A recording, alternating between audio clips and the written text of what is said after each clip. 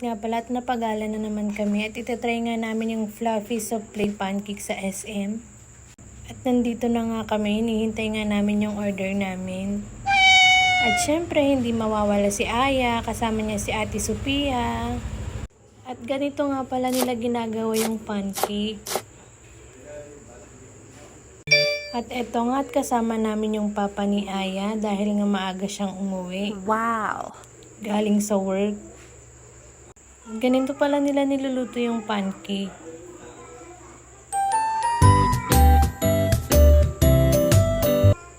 At napaikot na nga si Aya at si Sophia habang hinihintay namin yung mga order namin.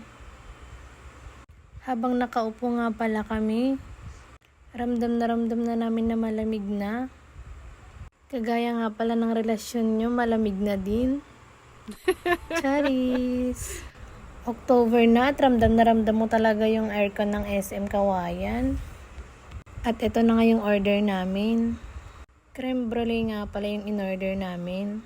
At tignan nyo naman yung reaksyon ng anak ko. Siya nga pala magsasabi kung ano talaga yung lasa ng pancake dito. Yummy! Ayan. Sabi niya okay daw. At naparami nga siya ng kain dyan. Wow! Kasama nga din namin si Steven, si Sophia, at yung mommy at daddy niya.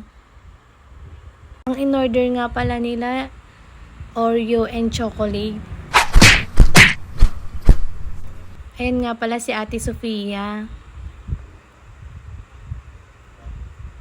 Pagkatapos nga pala naming inubos yung pancake, pupunta nga pala kami sa supermarket. Pinamili nga pala namin sila mag-grocery ng baon ni Sophia.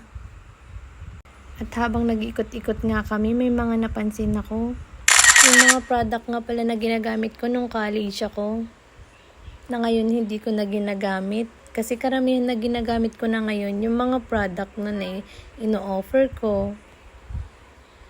Like Brilliant, Brightest, Rix, and Rosmar. Wow! At ito na nga, pauwi na nga kami dahil nga tapos na din kami nag-grocery. At sobrang happy nga na naman pala ni Aya. At syempre, nakagala na naman siya. So hanggang dito na lang. Bye!